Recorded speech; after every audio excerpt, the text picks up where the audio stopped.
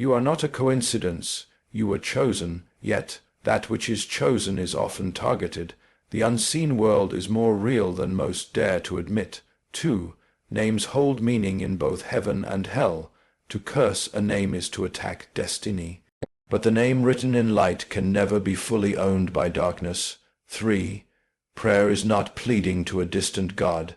It is an act of war, a legal rebuke against spiritual violation. The world pretends magic is myth while demons laugh. You are not safe by ignoring the battle. Silence is surrender. This message is not to frighten but to awaken. If your name is bound in darkness, delay is a death sentence to your calling. A single prayer, spoken in faith, has the power to sever chains, reverse curses, and restore divine favor. If you've ever felt that everything in your life resists forward motion, as if unseen hands pull you back at the moment of breakthrough, you are not imagining things. If doors close as if coordinated. If your name, when mentioned, brings sabotage rather than favor, listen closely, because this is not superstition. It is spiritual warfare, and it is personal. Your name has been spoken in darkness, not in ignorance, but with intent. You were chosen, and because of that, you were targeted. But take heart. No darkness can stand where truth is spoken aloud. So stay with me, because by the end of this message, you will speak a prayer that breaks the curse. Not by emotion, not by ritual, but by authority. Long before anyone called you by name, you were spoken of in heaven, not by mistake, not by convenience, but by design. And here lies the threat. What God chooses, hell notices. Your name carries assignment, and so it carries threat.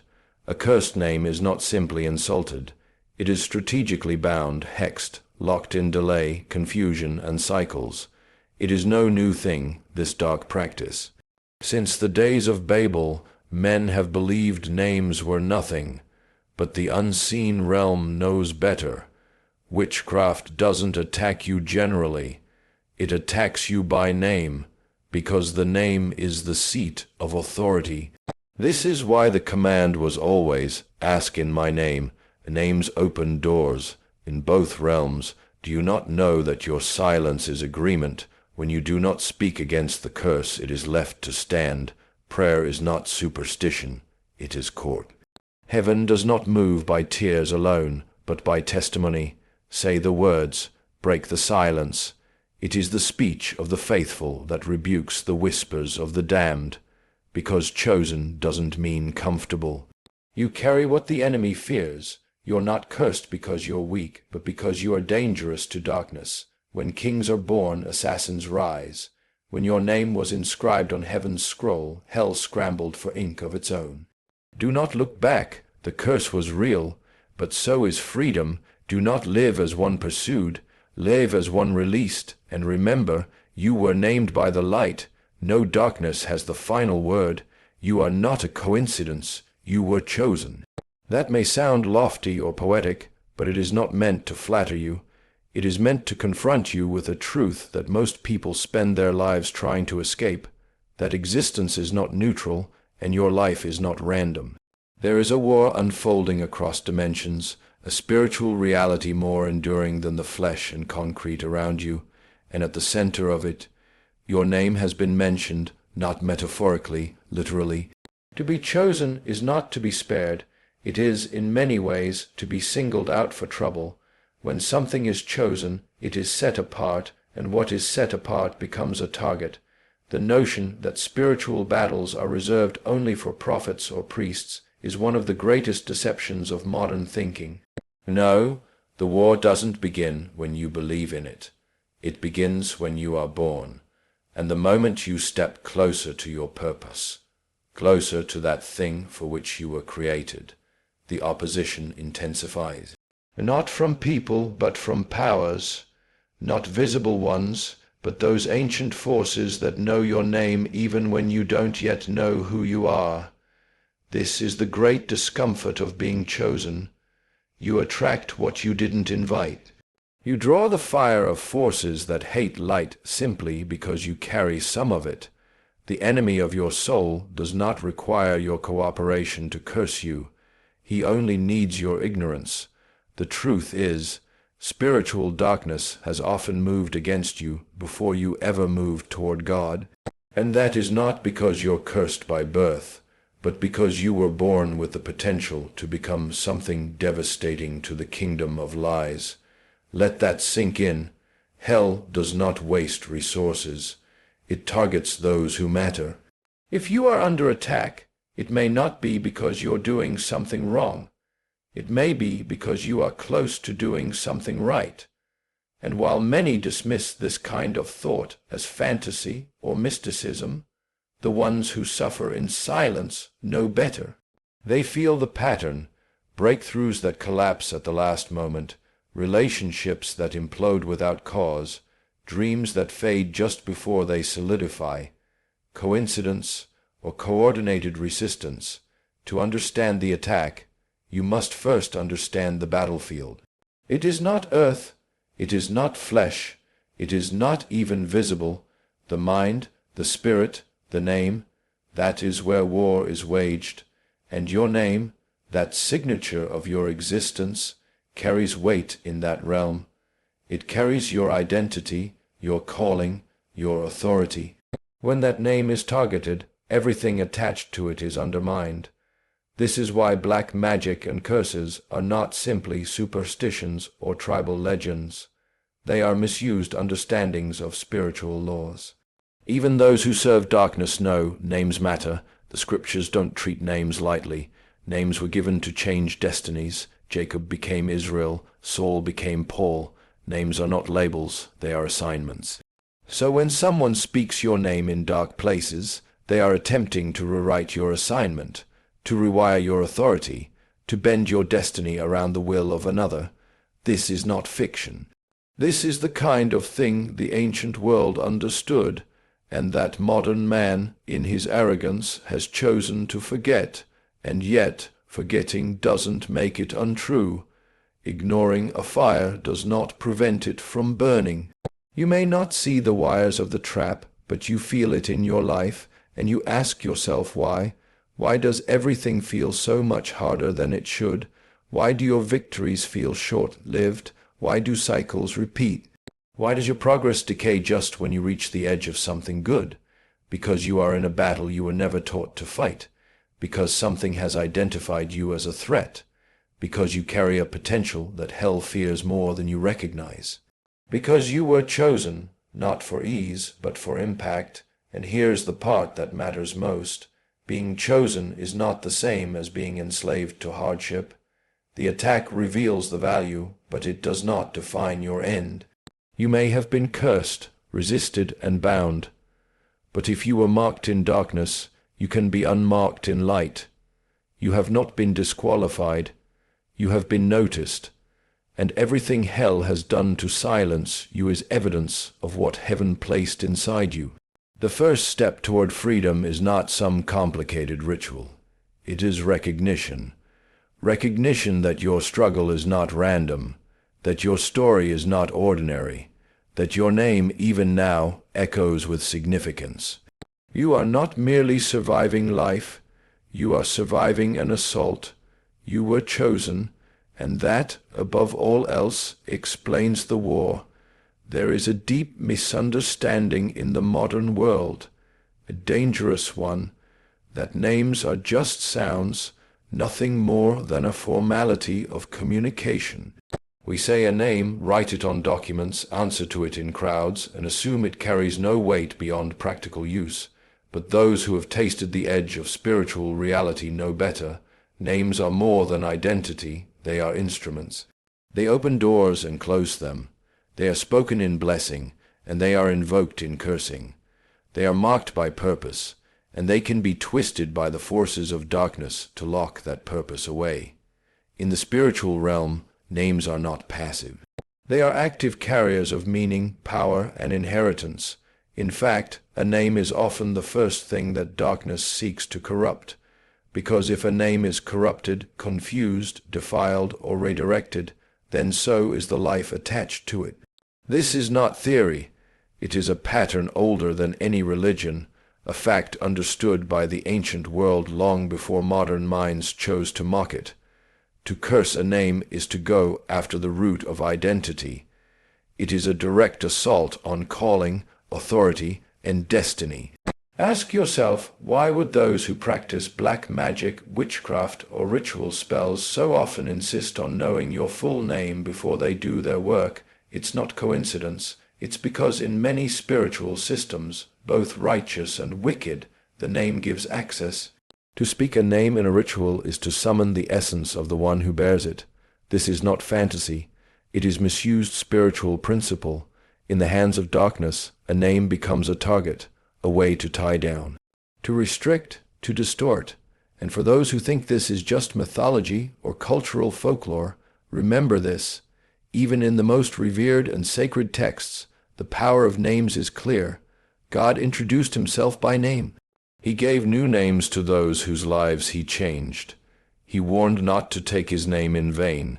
He gave his Son a name above every name. Names were never random.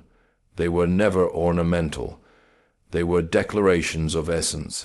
When God called a man or woman, he often renamed them to match the assignment he had placed within them. So what do you think happens when darkness wants to interfere with that assignment? It begins by speaking your name, not in honor, but in defilement. To curse a name is not simply to wish someone harm. It is to attach destructive intention to their spiritual identity. It is to plant seeds of failure, fear, chaos, sickness, or confusion that may not manifest immediately, but spread subtly through time, affecting relationships, careers, mental clarity, and spiritual peace. It is spiritual sabotage disguised as ordinary life. You may not remember the moment it happened. Someone could have whispered it in jealousy. Someone could have written it in malice. You might never meet the one who did it. But you feel the weight of it, the subtle sense that no matter how hard you try, something unseen pulls against you, the invisible resistance, the unexplainable loss, the emotional and spiritual fatigue that shouldn't make sense. These are the marks of a name tampered with in spiritual darkness. But here is the truth. What was spoken in shadows can be revoked in the light. A cursed name is not the end. It is a lie waiting to be exposed. A name can be reclaimed. It can be cleansed. It can be reestablished in truth and power. You are not the sum of what others have spoken over you. You are not bound by words you never agreed with. You are not defined by rituals you never authorized. Yet to break what was spoken, you must first believe that it matters. And that's the most dangerous thing about the modern denial of spiritual reality.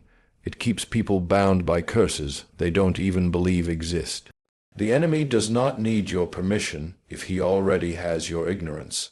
But once you know, once you believe that names are powerful and that yours may have been corrupted, you have the authority to speak against it.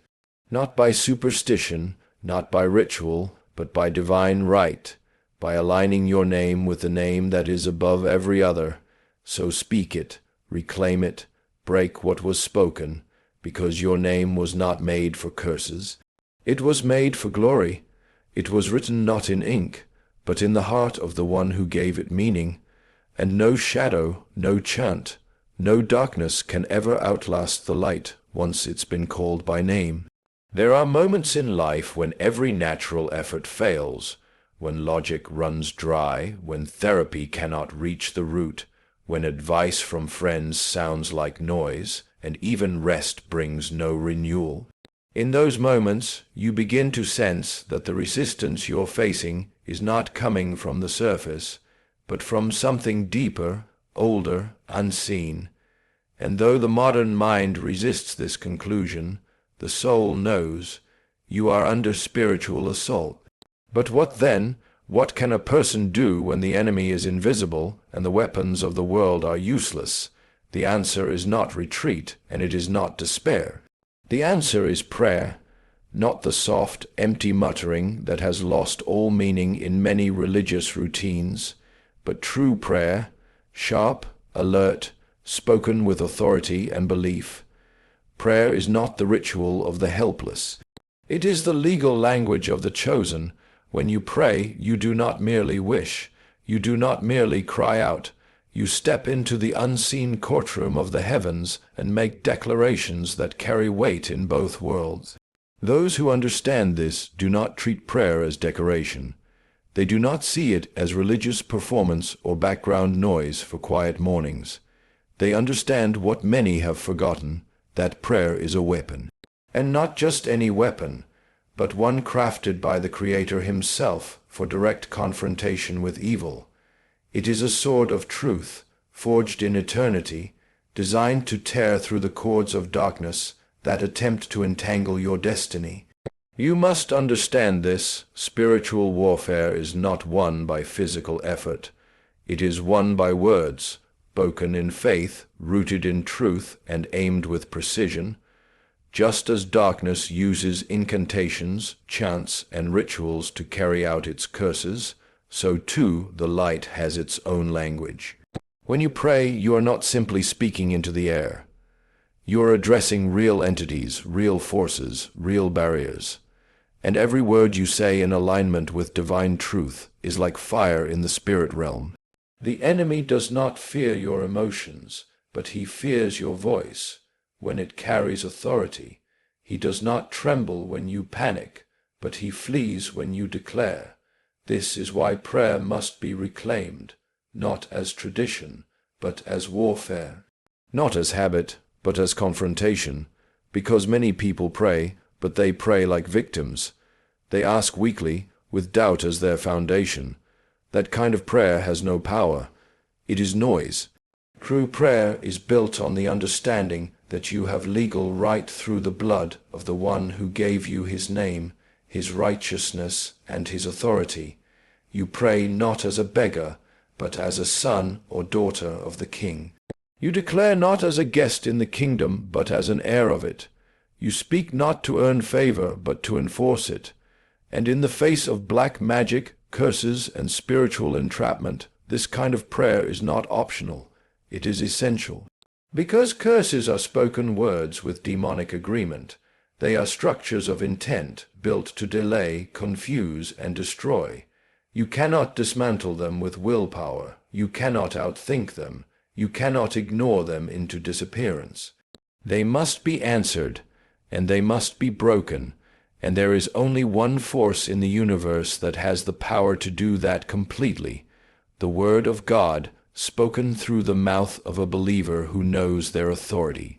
When you feel the weight of resistance, when cycles repeat, when peace becomes elusive, and progress decays into confusion, do not first look outward. Do not first blame others or surrender to circumstance.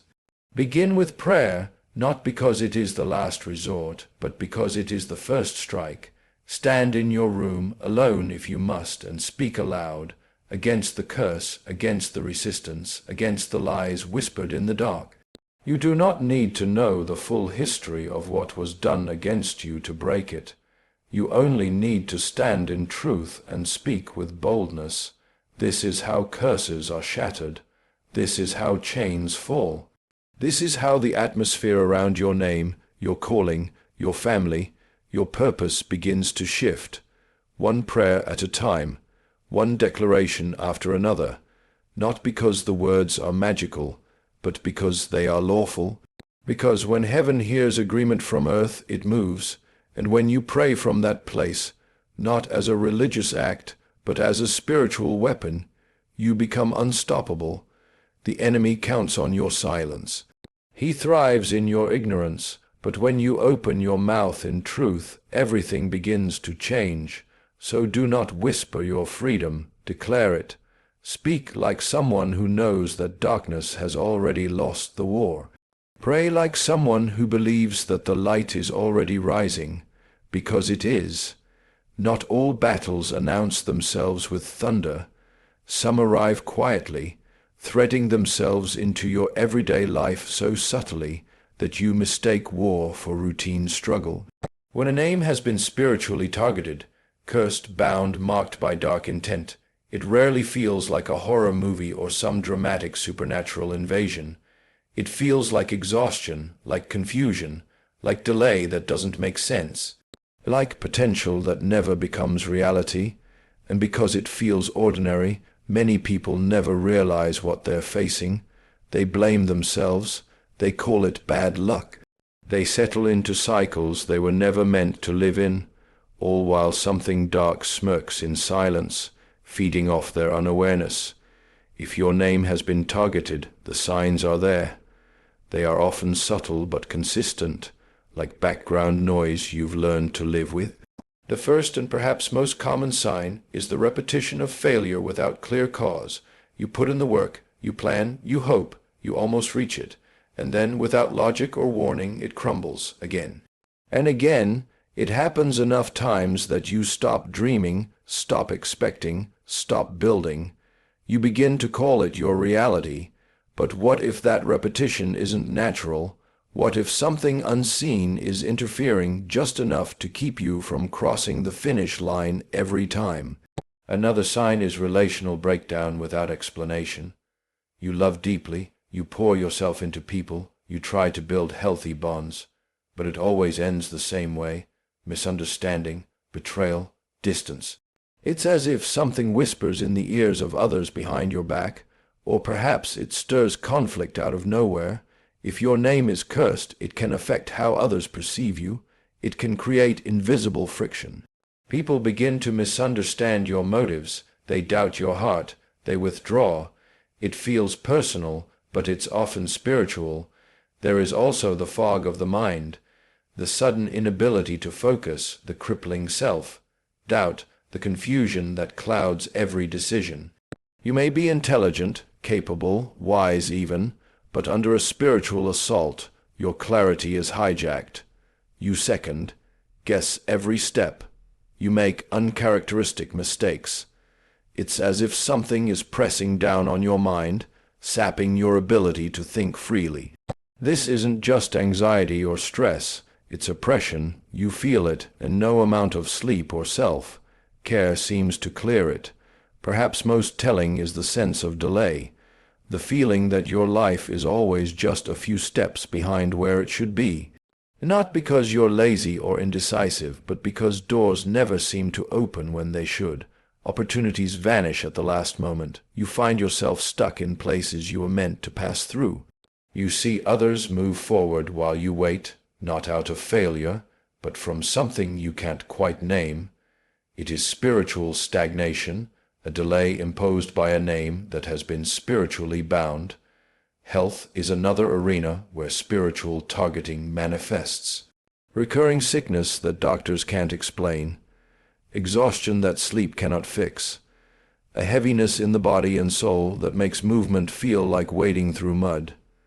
You begin to live tired, not because of your pace, but because of the weight you're carrying. This, too, is a sign. When your name is bound, the curse doesn't just affect your outer world. It eats away at the internal, at strength, vitality, and endurance. Then there are dreams, the ones that disturb your sleep, that carry symbols of bondage, fear, or darkness. You may see your name written in strange places. You may be chased. You may find yourself silenced in your sleep, trying to speak or scream but unable to. These are not meaningless. The spiritual realm often reveals itself in dreams. When your name is under attack, your sleep becomes the battleground. It's not paranoia, it's intelligence. Your spirit is trying to alert you to what your waking mind cannot see. And finally, there is the inward knowing, the quiet suspicion that something deeper is wrong. You can't explain it, you can't always prove it, but you feel it, a heaviness, a disruption, a sense that your life has been tampered with.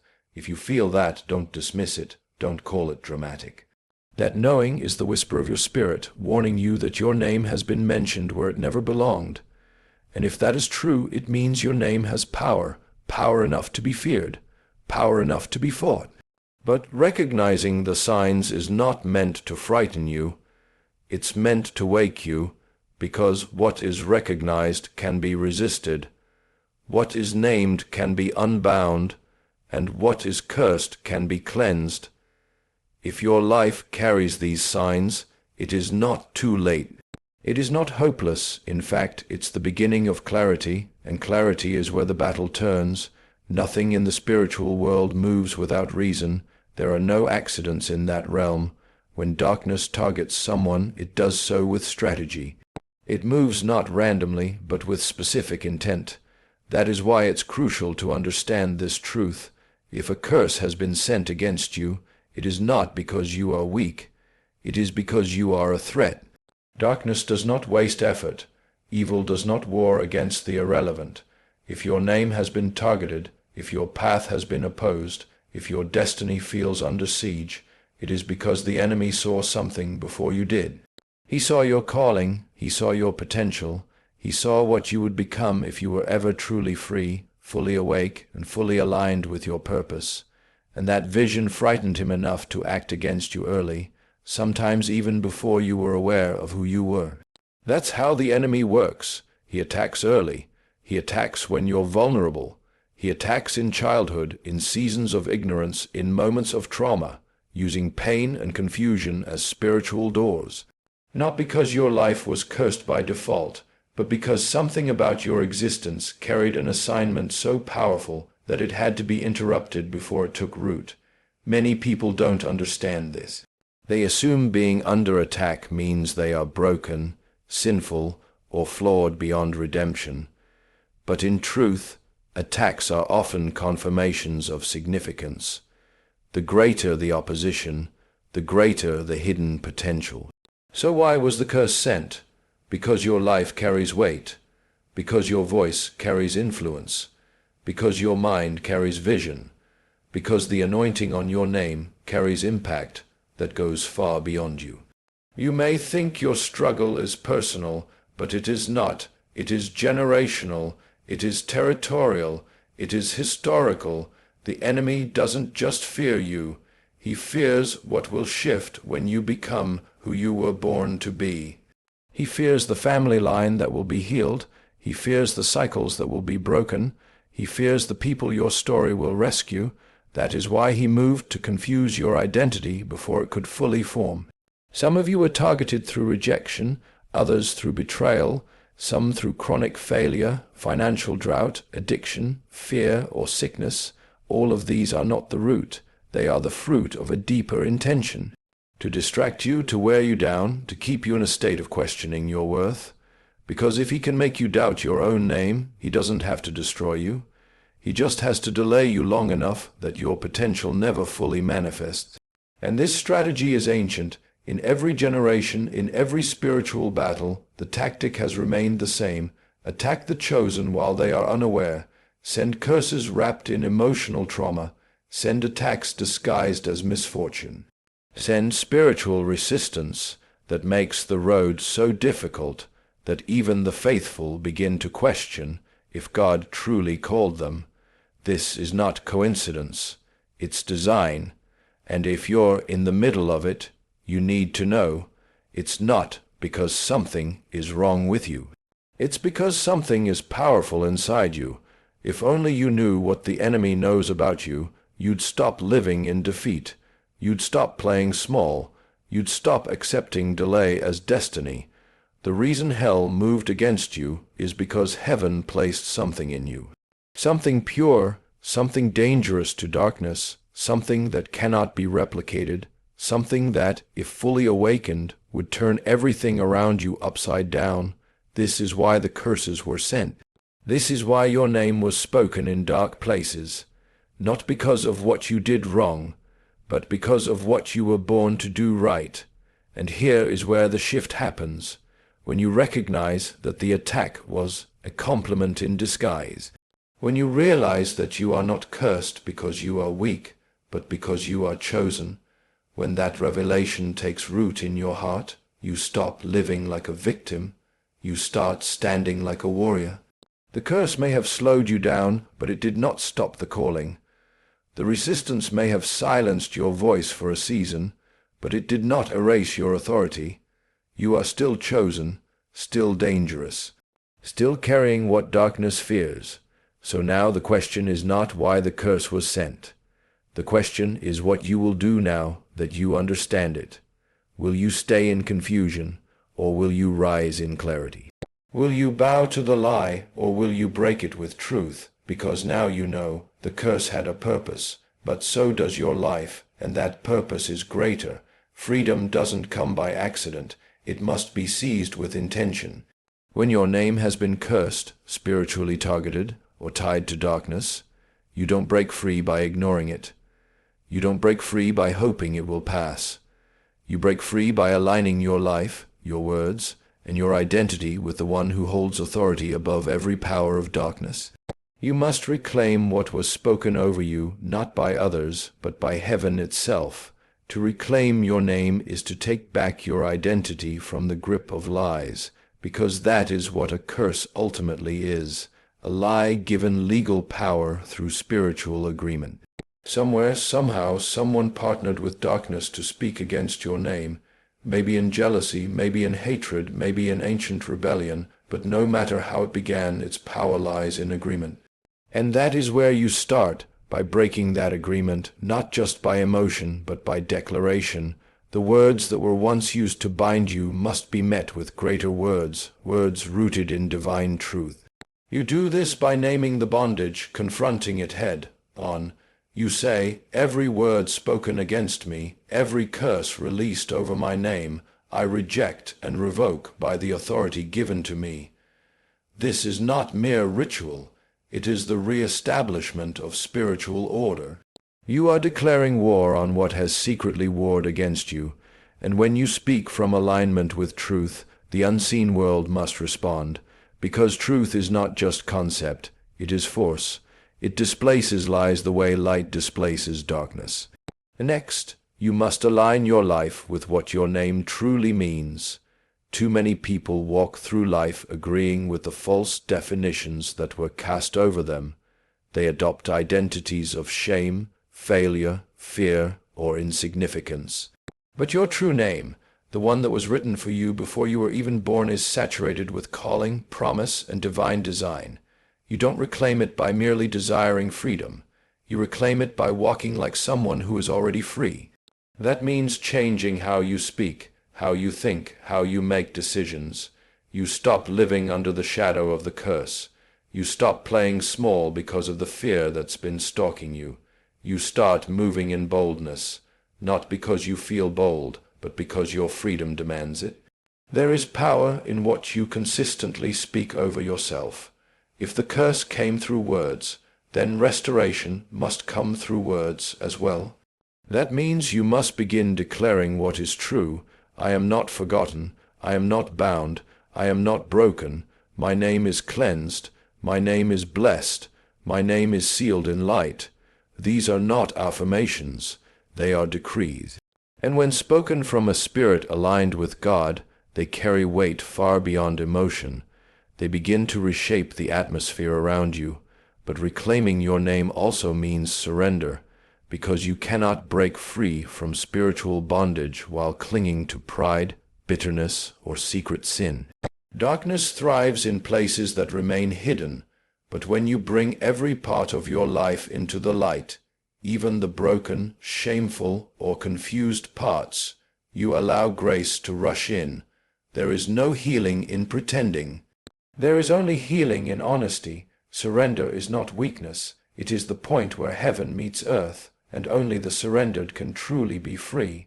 There is also a practical side to this spiritual work. You must begin to disconnect yourself from anything that partners with the curse, relationships that echo the lie, habits that reinforce the fear, environments that drain your spirit. You cannot break a spiritual chain while holding on to the very hand that fastened it. If you want freedom, you must choose it completely. That means walking away from everything that was built on the curse, even if it's familiar, especially if it's familiar, and then, perhaps most importantly, you must listen. Because once you begin to break free, the voice of truth begins to speak again, that quiet voice in your spirit, the one that reminds you who you really are, the one that whispers dreams you were too afraid to believe. The one that calls you by your true name, not the name given to you by pain, not the name called out in anger, but the name heaven knows, the name written in light, the name the darkness tried to erase. Freedom is not just escaping a curse. It is embracing the fullness of who you are when nothing is holding you back. That's the invitation, not survival, not even healing, but wholeness. Your name is not cursed anymore. It's being rewritten by truth, and when you align with that truth, you don't just walk away from bondage, you walk straight into purpose. You were never meant to live in fear of darkness. You were meant to remind darkness who you are. There are moments in life when delay is harmless, moments when hesitation costs little, when reflection has its place, and patience serves its purpose. But there are also moments when delay is dangerous, when procrastination is not just laziness, but a quiet agreement with bondage. And when your name has been cursed, when your destiny has been tampered with, when the unseen is actively working to distort your path, that is not a time to wait. That is a time to pray with urgency, with force, with clarity. Not tomorrow, not next week, now. Urgency in the spiritual realm is not anxiety, it is not panic, it is recognition. It is the soul's response to danger that cannot be seen with the eyes, but is felt in the atmosphere of your life. If you have ever had that unshakable sense that something is off, that something invisible is pressing against your progress, that no matter what you do, something is resisting you, that is not your imagination. That is your spirit warning you. That is your spirit saying, you must pray now. This is not just about feeling better or escaping discomfort. It is about stopping what has been trying to shape your future without your consent. Because curses, spiritual attacks, don't wait for your readiness. They operate in the background while you're busy surviving, while you're distracted, while you're trying to figure things out logically. And while you hesitate, they gain ground, they deepen roots, they shape stories. And the longer you wait to confront them, the more entangled your name becomes in things it was never meant to be part of. Some of you are experiencing things that didn't begin with you. Patterns that belong to generations before you, cycles that repeat in your bloodline, delays that mirror your mother's or your father's or your grandparents'. You think it's just your personal struggle, but it's bigger than that. What has attacked you has a history, and unless someone stands up and says, it ends here, it will keep flowing, it will keep moving. The curse doesn't die on its own. It is broken by intentional confrontation. That confrontation begins with prayer, not the soft, vague kind, but the kind that moves heaven, the kind that names what is wrong and demands it be undone, the kind that reaches into your past, your bloodline, your memory, and declares, every name spoken against mine, every word that bound me, every force that opposes my purpose, I command you to break. This is not drama. This is spiritual warfare, and you don't fight war with silence. You fight it with truth. You fight it with fire. You fight it now. The urgency of the prayer is also tied to time, because curses often seek to steal it. Every year lost to confusion, every opportunity missed because of delay, every season you spent doubting what you were born to do, that time matters, that time is sacred. The longer a curse is allowed to live, the more time it devours. That's why the enemy doesn't need to destroy you. He just needs to delay you. Because if you arrive too late to your purpose, even if you eventually get free, the impact is minimized. That's why your freedom must not be casual. It must be immediate. Prayer reclaims time. It repositions your spirit. It restores what was lost, but only when it is done with urgency. God responds to hunger. He responds to desperation, not desperation born of fear, but desperation born of revelation. The moment you realize you've been under attack, you must rise, because now you know, now you are accountable. The darkness had its time to move in secret, but now the light has exposed it. And once it is exposed, you cannot stay still. Some think they can outgrow curses. that if they just keep working hard, if they keep grinding, it will all eventually fix itself. But spiritual matters do not dissolve through effort alone. They are broken through authority, through alignment, through the name that is above every name. You must open your mouth. You must pray.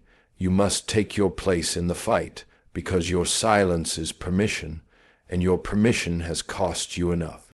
This is your moment, not just to hope, not just to wish, but to act, to stand, to pray the kind of prayer that breaks chains, the kind that burns bridges back to bondage, the kind that demands freedom. Your name matters, your destiny matters, and the longer you wait, the more ground is lost. But if you speak now, if you pray now, you will feel it, the atmosphere will shift, the resistance will break, and you will begin to walk in the clarity that only comes when your name is no longer entangled in shadows. Pray, not softly, not later, now.